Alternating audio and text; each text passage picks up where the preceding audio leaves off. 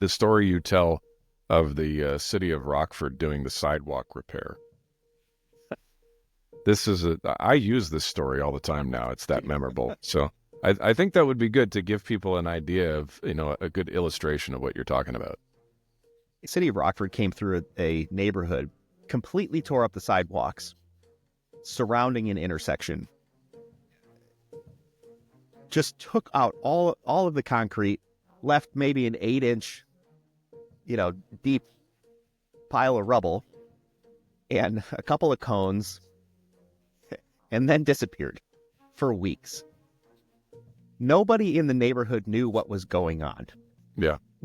People could assume, right? And there was some discussion. I think maybe they're putting in, I don't know, like a little crosswalk thing. And then other people are like, no, this street's not big enough for a little crosswalk thing. That doesn't make any sense. Well, maybe they were putting in a new, right? It's just all these ideas circulating. And then, as you can imagine, people start getting bent out of shape about this. Well, now I can't use the sidewalk. Yeah. And I don't know what's going on. And the conspiracy people start to get involved, right? Absolutely, right? Like, misuse of our tax dollars and blah, blah, blah. They're hiding listening devices underneath the... Well, and the whole point of this was, if we leave out the storyline and we just leave facts there, then people write their own story, because no one exists in a place of no meaning. We always write meaning into our lives, into the events that happen to us, or the events that, happen on the other side of the planet that we have no information about. Right. So this sidewalk, torn up for many weeks, becomes a point of divisiveness in this tiny little community, where people are upset with the government, and the government, is quiet because this is one sidewalk of, I don't know, hundreds of thousands in this community. It's like, this is probably not the priority.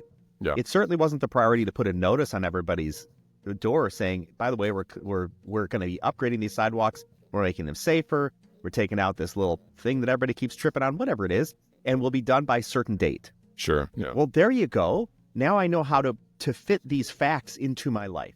Yeah.